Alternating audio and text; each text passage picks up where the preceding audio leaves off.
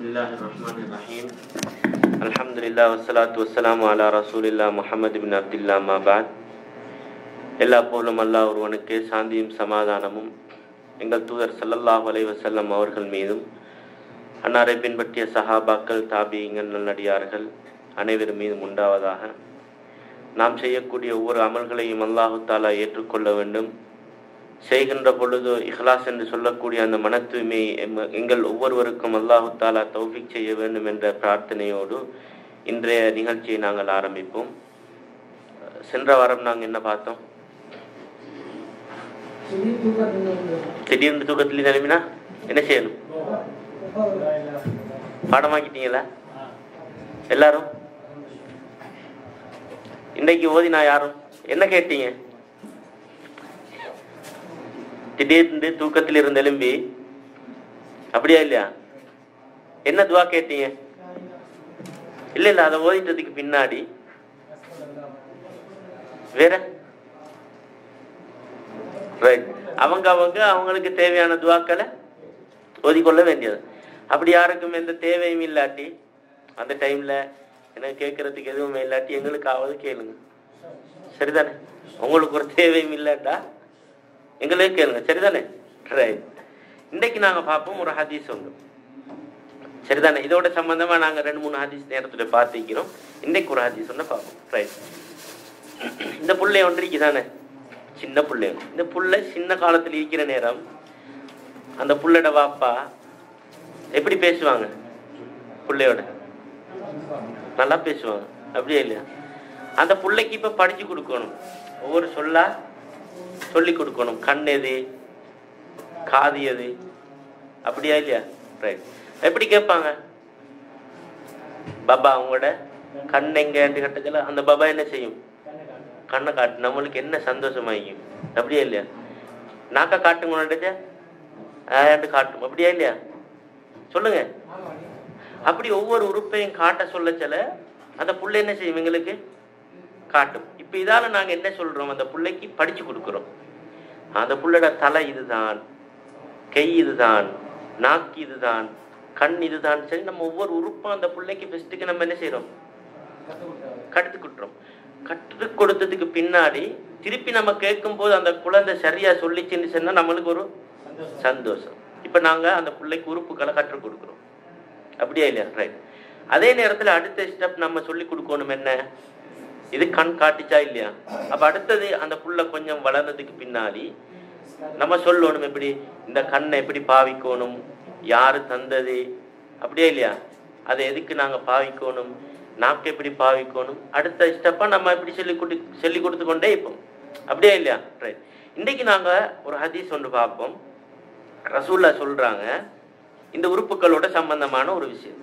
இந்த எங்கட முகத்துல இருக்கக்கூடிய எங்களுக்கு மிச்சம் டேஞ்சரான ஒரு உறுப்பு, சரிதானே? சமூகத்துல குழப்பம் பண்ணக்கூடிய ஒரு உறுப்பு. அதை நம்ம சரியா பாதுகாத்தோம்னு சொன்னா சரி, அப்படி இல்லைன்னா உலகத்துல வேண்டியதை செய்யலாம். அப்படிப்பட்ட ஒரு உறுப்பை பத்தி ரசூல்லா சொல்றாங்க. என்னன்னு சொன்னா ரசூல்லா சொல்றாங்க, யார் 2 உதடுகளுக்கும் இடையிலே இருக்கக்கூடிய என்ன பல்லா நாவு, இந்த நாவையும் 2 ஹதீஸ் தெரியுமா? என்ன சொல்றாங்க? இந்த 2ஐயும் யார் பாதுகாப்பதாக பொறுப்பெடுக்கிறாங்களோ அவங்களுக்கு நான் சுவர்க்கத்தை எடுத்து கொடுக்கறதுக்கு நான் பொறுப்பு, அப்படியே இல்லையா? பாருங்க, ரசூல்லா எங்கள்கிட்ட ஒரு ஒப்பந்தம் செய்யறாங்க. நீங்க பாதுகாத்தீங்கன்னா நான் சுவர்க்கத்தை எடுத்து தரதுக்கு பொறுப்பு, அப்படியா இல்லையா? சும்மா ரசூல்லா எதை பொறுப்படுத்திக்கிறாங்க? சும்மா ஒரு 10,000 ரியால் அல்லது 2,000 ரியால், அப்படியா? சுவர்க்கம் அதை விட வேற ஏதாவது எங்களுக்கு இருக்குதா? அப்ப பாருங்க, இந்த 2ஐயும் பாதுகாத்தா எவ்வளவு பெரிய கிஃப்ட் எங்களுக்கு கிடைக்குது. அதே நேரத்துல இந்த 2ஐயும் பாதுகாக்காட்டி அதுக்கு ஒப்போசிட் கிடைக்குமா இல்லையா? அப்படியா இல்லையா? இப்போ ஒரு புள்ள எக்ஸாம்ல பாஸ் ஆகினா பாஸ், அது ஒப்போசிட்டா இருந்தா ஃபெயில். அப்ப ரசூலுல்லா இது 2ஐயும் பாதுகாத்தா ரசூலுல்லா சுவர்க்கத்தை பொறுப்பெடுக்கிறார், எங்களுக்காக வேண்டி பேசுவாங்க, அப்படியா இல்லையா? ரைட். அதை நாங்க பாதுகாக்கலன்னா ரசூல் என்ன செய்ய மாட்டாங்க? ரசூல்லா அதுக்கு பொறுப்பு இல்லை. பொறுப்பு இல்லைன்னா என்ன அர்த்தம்? பெரிய ஒரு ஆபத்துல நாங்க போய் முடிய போறோம். சரிதானே? இது ஒரு ஹதீஸ். இந்த ஹதீஸை நாங்க பார்ப்போம். எப்படின்னு சொன்னா, இப்ப நாவு மர்மஸ்தானம், மர்மஸ்தானத்தை நாங்க விடுவோம். அதுவும் பெரிய ஒரு ரசூல்லா பொறுப்பெடுக்கிற ஒரு விஷயம்தான். அதுல வந்து நடக்கிற பிரச்சனைகள் எல்லாம் உங்களுக்கும் தெரியும். அதுல குறிப்பா நடக்கிறது என்ன? விபச்சாரம். அப்படியா இல்லையா? அதை நாங்க ஹலாலா பயன்படுத்தினா ஹராமா பயன்படுத்தினா எங்க எல்லாருக்கும் தெரிஞ்ச விஷயம். இன்றைக்கு நாங்க அடுத்து 2வது உறுப்பு தான் இந்த நாவு. நாவுக்குரிய உரிமைகளை நாங்க என்ன செய்யணும்? இந்த கண்ணுக்குரிய உரிமையை நாங்க, காதுக்குரிய உரிமையை நாம கொடுக்கணும். அப்படியா இல்லையா? ரைட். இந்த நாவுக்கு என்ன உரிமை இருக்குது? நல்லதை பேசணும், கெட்டதையும் பேசணும். நல்லதை பேசணும், கெட்டதை தவிர்த்து கொள்ளும். இது நம்ம நாவுக்கு செய்யற நன்மை, கடமை. அப்படியே இல்லையா? பேசுறதுக்கு ஒண்ணும் இல்லையா? வாயை புத்தி கொண்டு நம்ம இதுக்கு முன்னாடி 2-3 ஹதீஸ் பார்த்தோம். என்ன? ஒரு முஸ்லீம் என்று சொன்னா அவர் யாரு? தன்னுடைய கையாலையும் நாவாலையும் பிற முஸ்லிம்களுக்கு என்ன செய்யக்கூடாது? தொந்தரவு பண்ணக்கூடாது. யார் அல்லாஹ்வையும் மறுமை நாளையும் ஈமான் கொண்டிருக்கின்றார்களோ அவர்கள் பேசினால் நல்லதை பேச. எல்லாம் என்ன சொல்லுது? இந்த நாவைத்தான் சொல்லுது. அப்ப அவ்வளவு பெரிய டேஞ்சரான ஒரு உறுப்பு தான் இந்த நாவு. அதே மாதிரி நம்ம பேசுறதா இருந்தாலும் சரி, அதே மாதிரி நம்ம இதால என்ன செய்வோம்? சாப்பிடுவோம். சாப்பிடுற நேரத்திலையும் இந்த நாவுக்கு நம்ம நல்ல ருசியானத்தை கொடுக்கணும், ஹலாலானத்தை கொடுக்கணும், ஹராமானத்தை பழுதானத்தை கொடுக்கலுமா, நாசமானத்தை கொடுக்கலுமா? ஏலாம். அப்ப இதெல்லாம் இந்த நாவுக்கு நாங்க செய்ய வேண்டிய, இந்த வாய்க்கு செய்ய வேண்டிய கடமைகள் வந்து பேசுறது மட்டுமல்ல.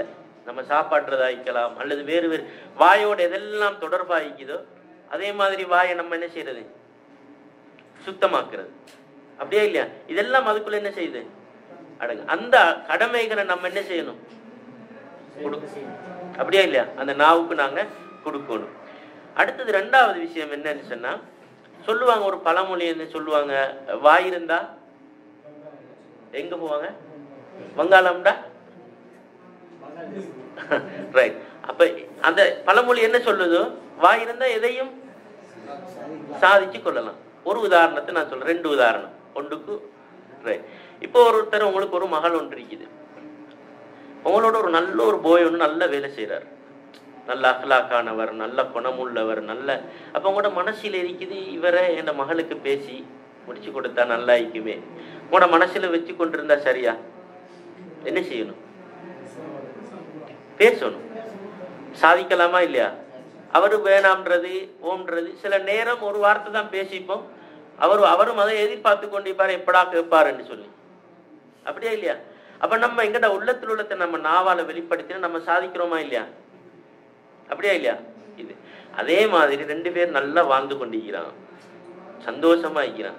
இவங்க 2 பேரையும் அசருக்கும் மகரிப்புக்கும் இடையில சண்டை பிடிக்க வைக்கலுமா இல்லையா? இவன் உமா விட்ட போவா, அவரு கோட்டுக்கு போவார். ஏழுமா இல்லையா? ஏழுமா இல்லையா? சொல்லுங்க. அந்த அளவுக்கு ஒரு பாரதூரமான ஒரு விஷயம் சமூகத்துல குழப்பத்தை ஏற்படுத்தும். அப்படியா இல்லையா? இப்ப இந்த உலகத்துல நடக்கிற காரியங்கள்ல பிரச்சனைகள், சோதனைகள், எங்களுக்கு வர சோதனையா இருந்தாலும் இந்த நாவாலையும் இந்த மர்மஸ்தானத்தாலையும் தான் எங்களுக்கு ஏற்பட்ட பிரச்சனை. எங்கட குடும்பத்துக்கும் என மனைவிக்கும் எனக்கும் பிரச்சனை சொன்னா சில நேரம் அது மர்மஸ்தானத்தோட தொடர்பான ஒரு பிரச்சனையா தான் இருக்கும். அப்படியா இல்லையா? அந்த பிரச்சனையும் இருக்கும். இப்ப நாங்க இது 2ஐயும் நாங்க பாதுகாத்தோம்னு சொன்னா நிச்சயமா இந்த உலகத்துல வந்து எங்களுக்கு எந்த ஒரு பிரச்சனையும் வராது. அதே நேரத்துல இந்த உலகத்துல மிக ஆக குழப்பங்கள் ஏற்படுத்தக்கூடியதும் இந்த 2ம் தான்றதை நாம விளங்கி கொள்ளணும். அதே மாதிரி இந்த நாவால நாங்க செய்யற வேற என்ன பிரச்சனை? புறம் பேசுறது, வேற பொய் சொல்றது, வேற நல்லதை விடுங்க, நல்லது நிறைய இருக்குது. வேற குழப்பம் பண்றது, வேற. இப்ப உதாரணமா நாவால வர பிரச்சனையை பாருங்க. எப்படின்னு கோல் சொல்றது. கோல் சொல்றான்னா அங்கேயும் ஒன்றை சொல்லி இங்கேயும் ஒன்றை சொல்லி 2 பேரையும் நம்ம சமாதானப்படுத்துறதுக்கு நம்ம முன்னுக்காக மாட்டோம். 4 பேர் நல்லா ஈக்கிறாங்கண்டா 4 பேரையும் களைச்சு விட்டு இருந்து கூத்தாடி பாக்குறது தான் எங்கட சமுதாயத்துக்கு நிலைமை. அப்படித்தான் இருக்குது. அப்படியா இல்லையா? அப்படி இருக்க கூடாது.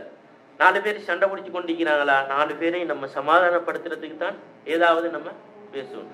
அப்படியே இல்லை. இப்போ உதாரணமா ஒருத்தரங்களுக்கு ஏசுறாரு, ஒரு பிரச்சனை ஒன்று, வாக்குவாதம் போகுது, அப்படியே இல்லையா? ரைட். அவர் ஒரு வார்த்தை பயன்படுத்திட்டார், போடா நாயே அப்படின்னு சொல்லிட்டார், அப்படியே இல்லையா? இது அவருடைய வாயால நம்மளுக்கு சொன்ன வார்த்தை. அந்த நாயின்ற வார்த்தை நம்மளுக்கு தாக்கம் செலுத்திட்டு பிடிக்கல. நம்ம தூங்கச்சில அவன் எனக்கு நாயின்னு சொல்லிட்டானே, அப்படி சொல்லிட்டானே, நம்ம நாயின்னு சொல்ற அளவுக்கு என்னப்பா நம்ம செஞ்சோம், யோசிப்போமா இல்லையா? அந்த வார்த்தைங்களுக்கு தாக்கம் செலுத்து. அவன்கிட்ட ஜனாசாக்கும் போகக்கூடாது, அவன் சோமில்லாம போனாலும் நம்ம போகக்கூடாது, அப்படியே இல்லையா? அப்படியெல்லாம் யோசிப்போமா இல்லையா? அந்த வார்த்தை நம்மளோட உள்ளத்தை அப்படியே, அந்த வார்த்தை நல்லதா மோசமானதா? மோசமா. இப்ப உங்கள் 2 பேருக்கும் இடையில தொடர்பு அப்படியே என்ன செஞ்சிடும்? நல்லா பேசி கொண்டிருந்தவங்க ஒரு நாய் என்ற அந்த வார்த்தையால 2 பேருக்கும் இடையில 2 பேரையும் சைத்தான் பிரிச்சு விடுறாங்க. சைத்தான் 2 பேரையும் சேர்ப்பானா? சேர்க்கமா? சரிதானே? அதை நம்மளாக நம்ம யோசிச்சுதான் நம்ம செஞ்சு கொள்ளும். சரிதானே? அதே மாதிரி இந்த நாவால நடக்கிற ஒரு விஷயம், இப்போ உதாரணமா ஒரு நீங்க மதீனா பள்ளிக்கு தொலை போவீங்க, ஒரு ஹாஜி ஒன்று ரோட் தவறி ஹோட்டல் தெரியாம காடொண்டை வச்சு கொண்டு உங்கள்கிட்ட கேட்குறாங்க. இப்போ நீங்க என்ன செய்வீங்க? அலத்தூள் சீதாண்டா, அப்படியே இல்லை, ஒரு வார்த்தை. அவர் என்ன செய்வார்? நேரே போவார், ஹோட்டலுக்கு போய் சேர்ந்துருவார். எவ்வளோ பெரிய ஒரு சேவை நீங்க செய்யறது. ஒரு வார்த்தை தான் பேசி, இங்கேயும் ஒரு வார்த்தை தான் பேசினீங்க, ஒரு பெரிய ஒரு உங்களோட 2 பேருக்கு மத்தியில பிரச்சனைக்காது. உங்களோட குடும்பம் அவரோட குடும்பத்தோட பேசாது, அவரோட குடும்பம் இவரோட குடும்பத்தோட பேசாது, தப்பித்தவரை கல்யாணங்கள் நடந்திருந்த அந்த கல்யாணங்கள் கூட பிரிகிற அளவுக்கு இந்த நாய் என்று சொன்ன ஒரு வார்த்தைக்காக. இதே மாதிரி நீங்க ஒரே வார்த்தையை பயன்படுத்துறீங்க, ஒரு ஆளுக்கு நல்ல விஷயம் சொல்லி கொடுக்குறீங்க, அது உங்களுக்கு மறுமை வரங்காட்டும் ஒரு வார்த்தை தான். நேரையா போங்க, அவ்வளவுதான், உங்களுக்கு ஹோட்டல் வரும், அப்படியே இல்லையா? ரைட். இப்படி நீங்க சொல்லி கொடுத்தது ஒரு சின்ன வார்த்தையா இருந்தாலும் அதோட நன்மை உங்களோட கபருக்கு வந்து சேரும்.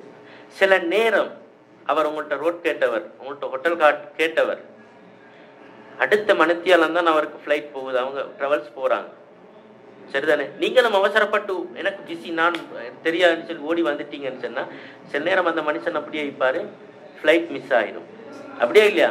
ஒரு செகண்ட் 2 செகண்ட் மிஸ் ஆயிருமா இல்லையா? ரைட். அப்ப மிஸ் ஆகுறத நீங்க என்ன செய்றீங்க? அவருக்கு ஒரு வழியை காட்டுறீங்க. அவர் போய் நாட்டுக்கு சேரும் வரைக்கும் அவரோட மனைவி எதிர்பார்த்து கொண்டிருப்பாங்க, பிள்ளைகள் எதிர்பார்த்து கொண்டிருப்பாங்க, இதை கொண்டு வர, எனக்கு தந்தை வந்து போனாரு, வாப்ப போனாரு, எனக்கு கார் கொண்டு வருவார், எல்லாத்தையும் எதிர்பார்த்து கொண்டிருப்பாங்களா இல்லையா? ரைட். அந்த எதிர்பார்ப்பெல்லாம் நீங்க என்ன செஞ்சீங்க? தடை பண்ணி போட்டு அவருக்குரிய சேவையை நீங்க செய்றீங்க. அந்த எதிர்பார்ப்பெல்லாம் நிறைவேற்றத்துக்குரிய ஏற்பாட்டை நீங்க செஞ்சு கொடுக்குறீங்க. ஒரே ஒரு வார்த்தை. உங்களால எத்தனை பேர் சந்தோஷப்படுறாங்க?